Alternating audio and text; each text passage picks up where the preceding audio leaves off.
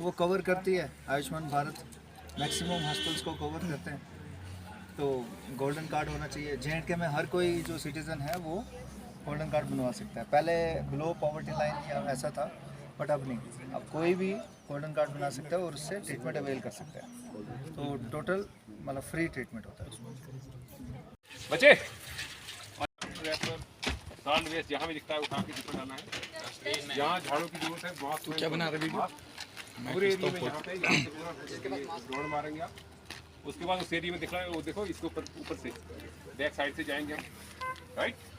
यहाँ से हम स्टार्ट हो जाएंगे, ठीक है जी, समझ आ गया जी।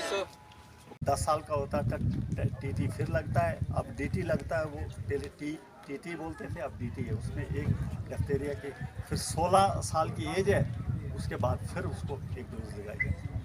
ऐसा हमारा इम्यूनाइजेशन प्रोग्राम होता है। और जितने भी हमारे हेल्थ इंस्टीट्यूशन हैं, ये हमारा सेंटर है। यहाँ से वैक्सीनेशन बाज़ दफ़ा कोल्ड चेन से हमारी डिस्ट्रीब्यूटर हर मंथ हर कोल्ड मतलब इसमें हेल्थ इंस्टीट्यूशन में जाती है। महीने में वहाँ पर एक बार लगती है, यहाँ हम हफ्ते में 3 बार देते हैं।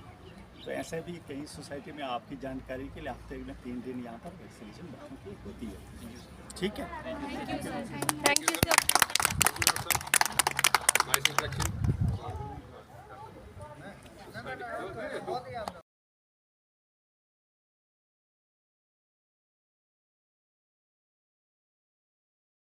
बढ़ा देते हैं क्योंकि जो आपका जो मसल है वो मसल मास जो है प्रोटीन कंटेंट से ज़्यादा बनता है।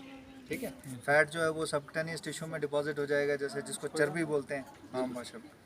तो वो डिपेंड करता है। बट ये सप्लीमेंट आप प्रोटीन डाइट लो, प्रोटीन सप्लीमेंट अलग से, वो डिपेंडिंग अपॉन के वो कुछ लोग जिम करते हैं, वो उनकी स्पेशल रिक्वायरमेंट होती है कि कंपटीशन करना है, मसल मास ग्रो करना है, तो वो सप्लीमेंट लेते हैं। मेन तो उसके अराउंड मिथ्स है ना कि इससे कैंडी एक्सप्लोड हो जाएगा। नहीं, उसके बारे में मैं कुछ नहीं बोल सकता, नो कमेंट। क्योंकि वो कुछ बोलते हैं कि नहीं खा सकते हैं, कुछ बोलते हैं कि यही वैसे तो वो इंजेक्टेबल्स भी यूज़ करते हैं कुछ लोग, है ना। स्टेरॉइड्स स्टीराइड्स का हार्मफुल इफेक्ट है जो वो इंजेक्शन वगैरह लेते हैं। तो स्टीराइड जो है वो इमरजेंसी हार्मोन है बेसिकली, तो वो नहीं लेने चाहिए। 1.5 महीने का, महीना 2.5 हो जाता है और हफ्ते 10 हो जाते हैं। उस वक्त सेकंड डोज उसकी आती है।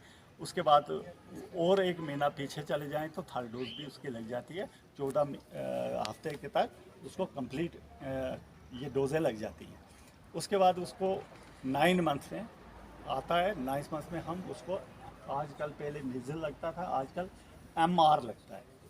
MR मीजल और रुबेला सेम एक ही जैसे डिजीज हैं, उनकी साइन एंड सिम्टम्स एक ही जैसे होते हैं। रैश जो होता है, बुखार आते हैं, दाने निकलते हैं। तो मीजल शायद आपके आप बच्चों ने देखा भी होगा, किसी अपने परिवार रिश्तेदारों में किसी बच्चे को अगर मीजल होता तो किस किस्म की कंडीशन होती है। रुबेला भी उसी का। अब वो 2 किस्म की दवाई है, पहले मीजल ही लगता था, अब मीजल रुबेला लगता है। और उसके साथ हम देते हैं विटामिन ए। विटामिन ए जो है वो खासकर आई साइट्स के लिए है। उसमें बहुत से बच्चों को आई साइट वीक होती है, उसके लिए स्कूलों में हमारा चेकअप भी होता था। हमारे ये आई टेक्नीशियन है, डेंटल टेक्नीशियन होते हैं, ये इनका काम है। आजकल तो गवर्नमेंट ने बहुत फैसिलिटी RBS के रूरल मतलब बाल सुरक्षा कार्यक्रम भी चलाए हैं। उसकी एक बाज़ाब्ता टीम होती है, वो स्कूलों में चेकअप करती है, किसको आई साइट कमज़ोर तो नहीं है, किसी को कानों में कोई प्रॉब्लम तो नहीं है, किसी को सिर में दाने निकलते हैं, ऐसी कोई प्रॉब्लम तो नहीं, खून की कमी तो नहीं है, कि कोई जैसे ये होता है क्या वो जिसको कीड़े वगैरह पेट में होते हैं, ऐसा तो नहीं है। तो वो सारा चेकअप ऐसी टीम भी करती है। तो उस बीमारी के लिए जो मैं बोल रहा था, तो नाइट ब्लाइंडनेस भी कुछ बच्चों में होती है। जैसे वो दिन को अच्छा दिख रहा है लेकिन रात को वो दिख नहीं पाते हैं। लेकिन विटामिन ए की जो डोज है 9 मंथ से हम शुरू करते हैं, कंटिन्यू 6 मंथ के पीरियड को लेकर के, तो उसको फॉलो अप करते हैं हम 5 साल एज। 5 वो कम से कम 8 और 9 डोजें बनती हैं, तब वो कंप्लीट वो फुली इम्यूनाइजेशन उसकी हो जाती है। तो 9 मंथ के में मीजल आ गया तो फिर उसको रिपीट हम सेकंड डोज 16 मंथ में करते हैं। 16 से 24 मंथ की एज के में किसी भी टाइम उसकी सेकंड डोज मीजल की लगनी चाहिए। और फिर उसको हम कहते हैं कि ये कंप्लीट इम्यूनाइजेशन हो गई इसकी, ठीक है। तब तक वो कंप्लीट में नहीं आता है। फिर वो फॉलो अप विटामिन ए की वैसे क्योंकि 5 साल की एज जब होगी तो उसको फिर हम DT, वो एक टीका है DPT, उसको लगाते हैं। उसके बाद जब 10 साल का होता है तब TT फिर लगता है। अब तो देखें वैक्सीनेशन का जो सिस्टम है काम वेरी बिगिनर जो प्रेगनेंट लेडीज से स्टार्ट होता है। जैसे ही एक प्रेगनेंट लेडीज उसके पीरियड 3 मंथ से 4 मंथ से उसका चेकअप शुरू होता है और हर 9 महीने 9th ऑफ एवरी मंथ यहाँ पर ANC चेकअप के लिए डॉक्टर्स, फीमेल डॉक्टर्स होते हैं, वो चेकअप करते हैं। उनका प्रॉपर ट्रीटमेंट, जैसे कोई हीमोग्लोबिन कितना है, खून की कमी तो नहीं है, उसके लिए ट्रीटमेंट चलाया जाता है वो, और उसका प्रॉपर चेकअप मंथली उसका किया जाता है। उसके बाद आफ्टर डिलीवरी वैक्सीनेशन जो है बच्चे को दी जाती है, और वो प्राइमरी वैक्सीनेशन जो हमारी बच्चे यूँ ही 24 आवर्स के अंदर ही हमारी 2-3 किस्म की वैक्सीनेशन उसको दी जाती है। वो है ट्यूबरकुलोसिस की, BCG दिया जाता है, फिर पोलियो की जो ड्राफ्ट दिए जाते हैं, और हेपेटाइटिस या एट बस 24 आवर्स के अंदर ही आ जाता है। इन केस अगर पोलियो की खुराक उसको उस वक्त नहीं मिलती है तो विदिन 15 डेज़ के बाद भी दी जाती है।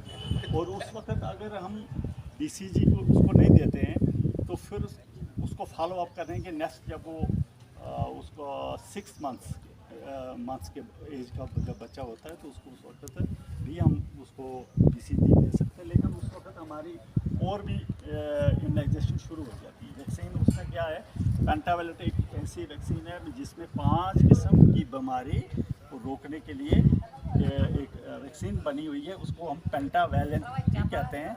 उसमें आपको डिप्थीरिया है, टेटनस है, पेरालिसिस है, हिप है, जो जुकाम एक किस्म के निमोनिया के लिए होता है, हिप इन्फ्लुएंजा को रोकने के लिए होता है, और हेपेटाइटिस भी फिर उस वक्त भी हम देते हैं।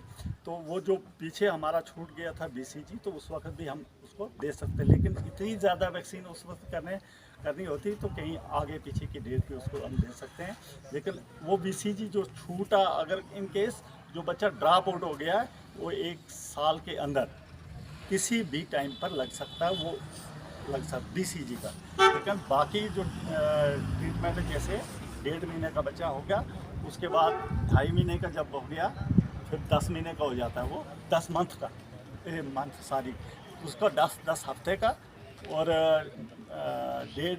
हम रिक्वेस्ट करेंगे आपसे कि कोई भी एक्सपर्ट हमारे बच्चों के साथ कोई किसी भी टाक में, जैसे ऑर्गेनिक फूड हो गया या कोई फेटल डिजीजेज रिलेटेड हो गया, या जो भी आजकल जो चल रहा है, तो उसके हेल्दी लाइफस्टाइल हो गया है ना, तो कैसा है कि पोषण अभियान आजकल चल रहा है। हाँ, तो उसके तो बड़े सारे नेशनल प्रोग्राम्स हैं, हाँ, उनका नॉलेज आप होना चाहिए में से बच्चों को, सबको कितने ओवरऑल, क्योंकि लोग आप जब जिन्होंने जाते हो तो घर योगा में के जाते बारे हो। में कुछ जानते हैं, योगा के बारे में कोई करता भी है। कितने बच्चे करते हैं योगा? ये रूटीन में तो कौन योगा करता है? रूटीन में नहीं करते, लेकिन उसके बारे में कुछ नहीं जानते। तो ये योगा का जो इतना मैं आपको बता दूं, सबसे बेटर है अपनी एक हमारे 2 लाइनें होती है। एक है प्रिवेंशन, पहले बीमारी होने नहीं देनी है, वो तो ठीक है, लेकिन अगर हो गई तो फिर क्योर करना है। वो फिर तो पहले बीमारी ना हो, तो योगा में उसमें एक तो इम्यूनाइजेशन करते हैं ना, उससे भी कई बीमारियों को दूर करने के लिए, मतलब वो बीमारियां नहीं होती। जैसे आपको मैं एग्जांपल देता हूँ, चीचक होती थी, ये सुना था आपने, उसके बाद चीचक नहीं है, ये सब वैक्सीनेशन से ठीक हुई है। और जैसे पोलियो आपका 2010 के बाद हमारे भारत में कोई पोलियो को केस नहीं आया है, तो ये सारा ड्यू टू वैक्सीनेशन से हुआ। हमने प्रिवेंट कर दिया, पोलियो को मुक्त कर दिया। तो कहते हैं, मैंने कहता हूँ वो ये आया वैक्सीनेशन से, इसलिए योगा से कहते हैं, मैं यकीन दिलाता हूँ आपको कि कोई बीमारी होगी नहीं, लाइफ लॉन्ग है। इसके लिए मैं अपनी एग्जांपल देता हूँ। मैं शुगर पेशेंट हूँ, 2-3-400 शुगर रहती थी, लेकिन मैं आज बिल्कुल अंडर कंट्रोल हूँ। मगर मैं योगा कंप्लीट करता हूँ, उसके जो आसन हैं वो सारा कुछ तो ये फॉलो करना चाहिए। अगर इसमें हम रिक्वेस्ट करें सर, आपको कोई एक्सपर्ट अगर कल हमें एक सेशन करवाएं 9 बजे योगा में कॉलेज का, तो कोई आपके यहाँ पे है कोई?